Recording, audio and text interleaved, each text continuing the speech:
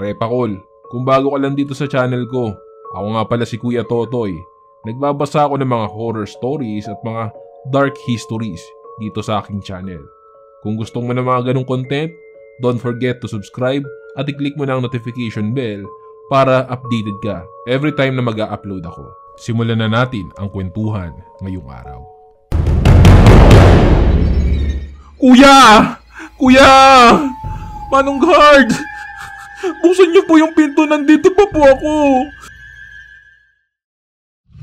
Sa pagsapit ng gabi at pagbigkit ng iyong mga mata, lagi mong itatanong, ligtas ka ba?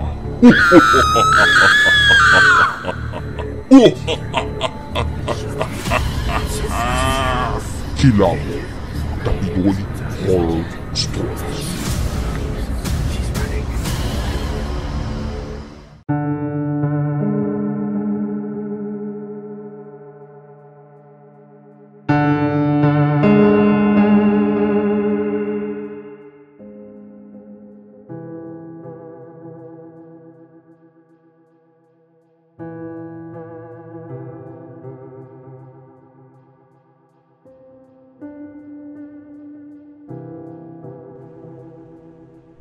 Magandang araw po sa inyo, Kuya Totoy.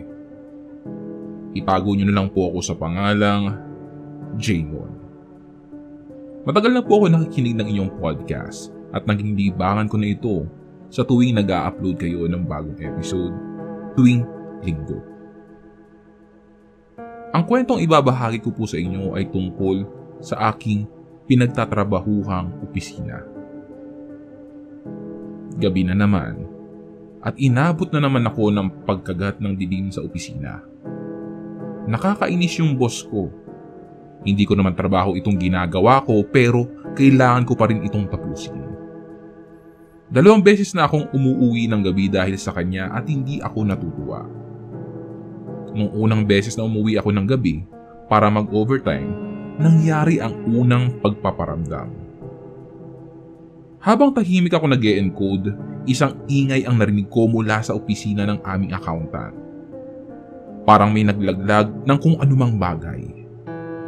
Napatigil ako sa ginagawa ko. Wala namang ibang tao sa loob ng kwartong iyon dahil ako na lang ang natitirang nagtatrabaho noong mga oras na iyon. Inisip ko na lang na baka may dagang naglalaro sa office ng accountant namin at hindi na lang pinansin ang ingay na iyon. Ilang minuto pa ang nakalipas at isa na namang ingay ang narinig ko sa loob ng kwartong iyon. Mas malakas na ito kumpara noong una. Parang may bumagsak na kung anumang mabigat na bagay.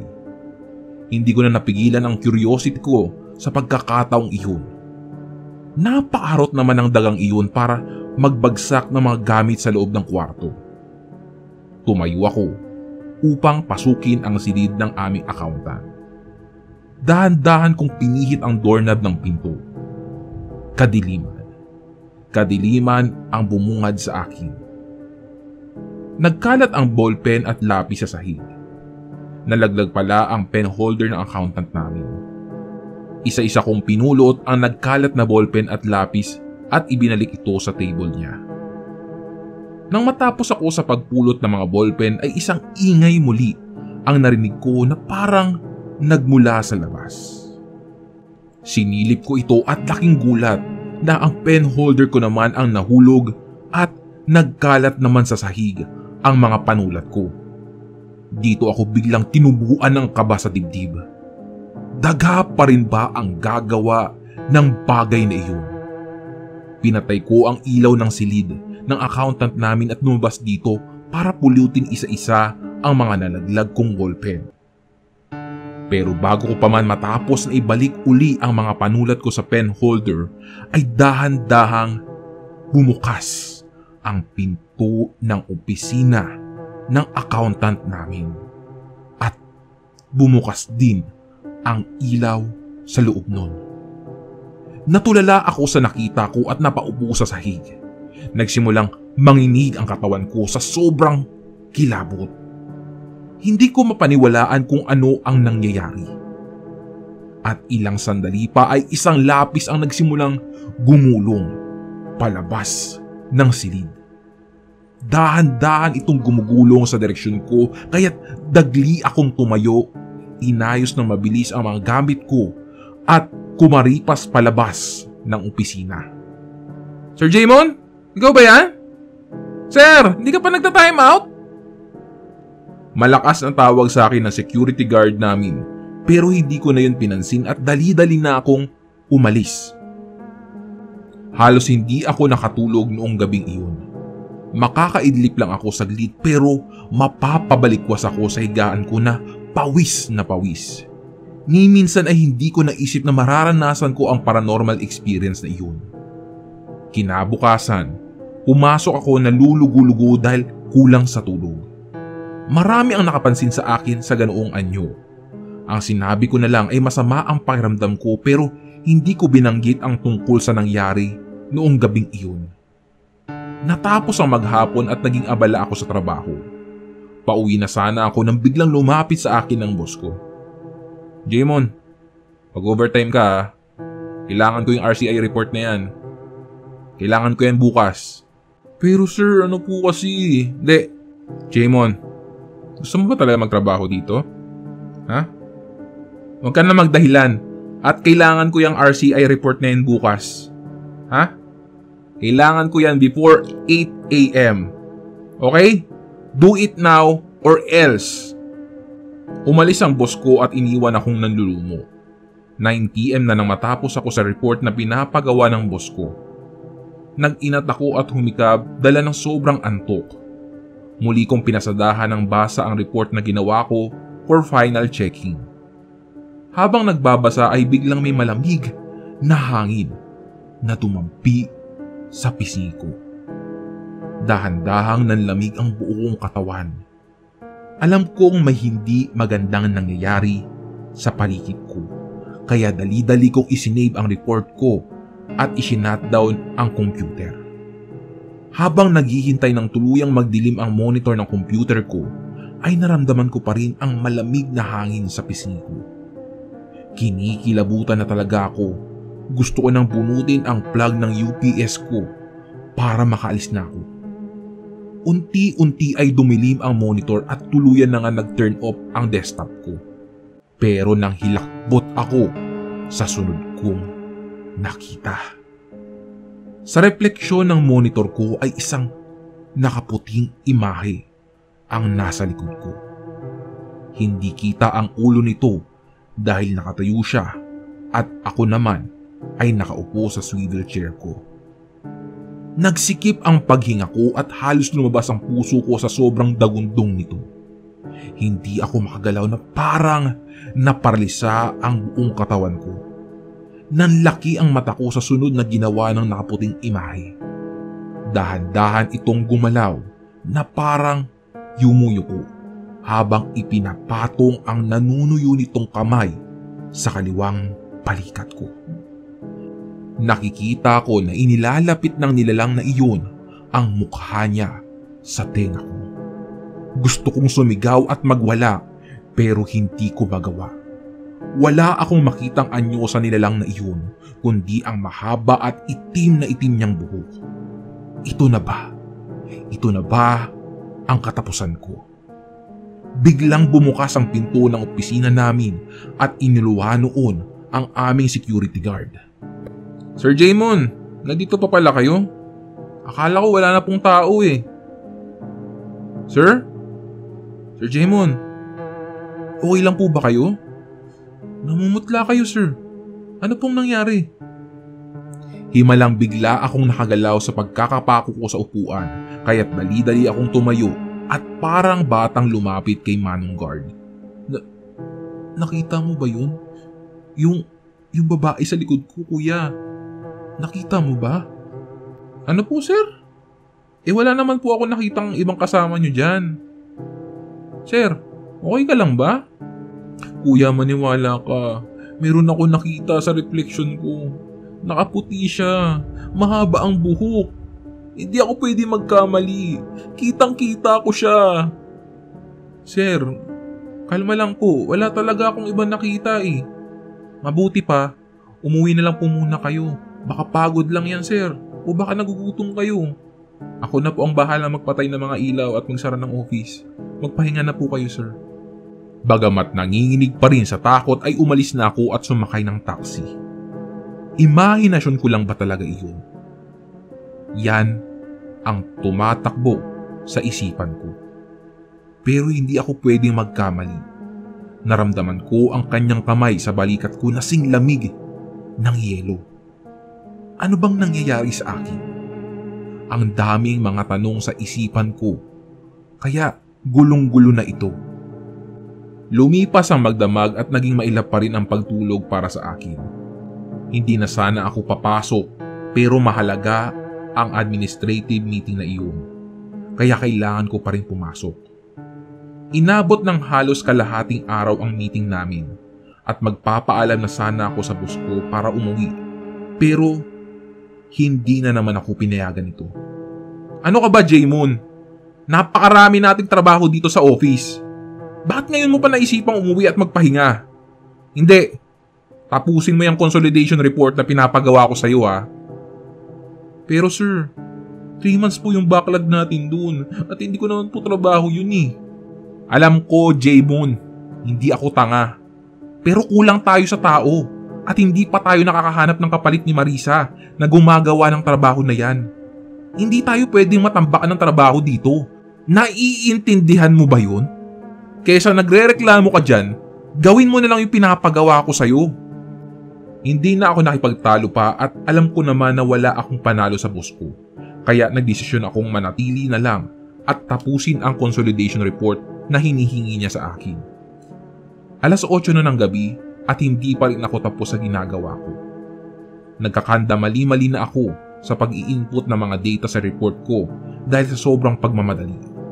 Sa inis ko ay isinave ko na ang mga ginagawa ko at isinut down ang computer. Hindi pwedeng abutin na naman ako ng 9:00 dito.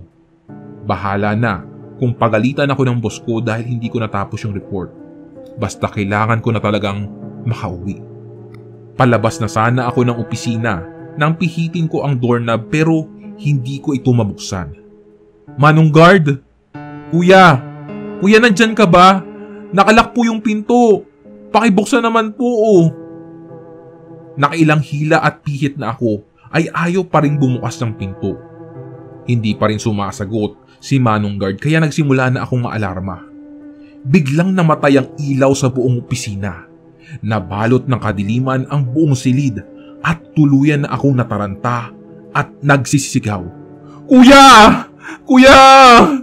Manong Guard! Buksan niyo po yung pinto, nandito pa po ako! Kuya! Utang na loob! Kuya! Biglang bumukas ang ilaw at isang pamilyar na imahe ang bumungad sa akin. Ang nakaputing imahe na ang mukha ay natatakpan ng mahabang buhok. Lalong lumakas ang aking mga hiyaw na parang mamamatay na ako sa pagkakataong iyon. Manong! Manong! Manong, buksan niyo po! Buksan niyo yung pinto, Manong! Dito po ako! Please! Please! Namatay uli ang ilaw at hindi ko na alam kung ano ang gagawin ko. Kinakalabog ko na ang pinto pero walang nakakarinig sa akin. Lalong kinakain ng takot ang buo kong pagkatao dahil sa kadiliman ng opisina.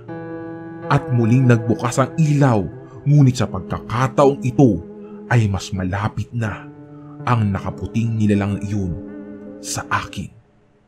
Wala nang 1 metro ang layo nito sa akin. Tuluyan na akong napipi sa sobrang takot at napaupo na lamang sa may pinto.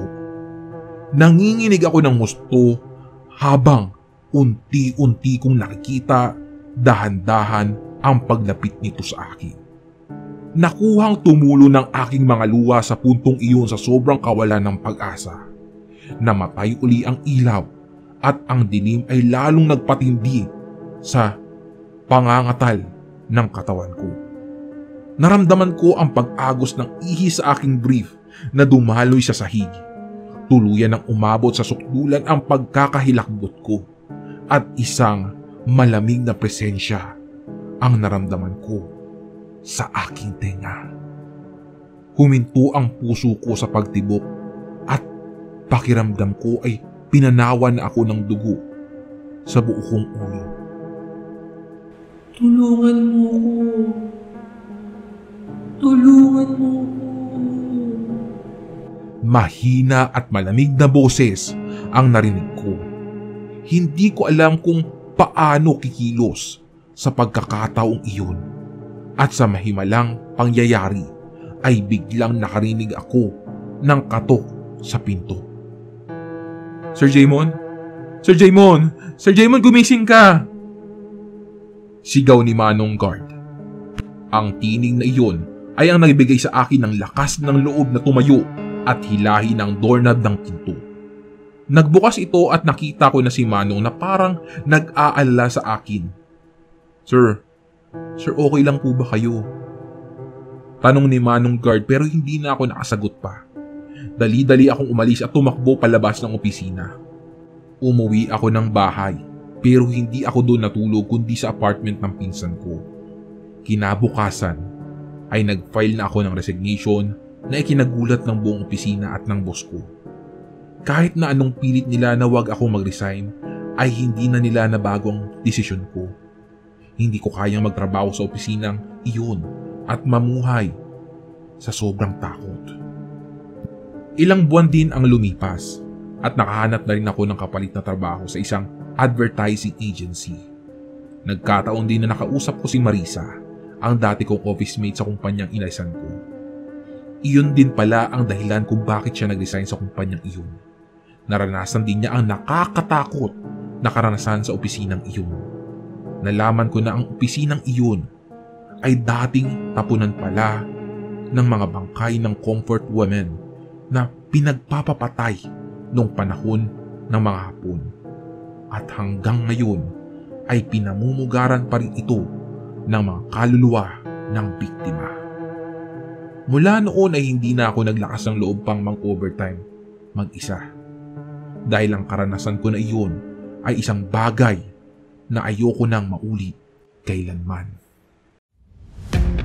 Inyong napakinggan ang tampok nating kwentong katatakutan ngayong araw dito sa Kilabot Pinoy Horror Stories. Kung ikaw mismo ay mayroong nakakapanindig balahibong kwento, maaari mo yang ipadala sa aming Facebook page. I-search lang ang Kilabot Pinoy Horror Stories. O pwede rin sa pamamagitan ng email sa kilabotstories2021@gmail.com. Huwag mo na rin kalimutan i-click ang follow button at notification bell sa Spotify para updated ka sa mga bagong episodes. Mag-subscribe na rin kayo sa ating YouTube channel. I-search lang ang Kuya Totoy Kilabot dahil doon tayo madalas na nag-upload ng ating mga stories. Hanggang sa susunod na kwentuhan, mga repakol! Paalam!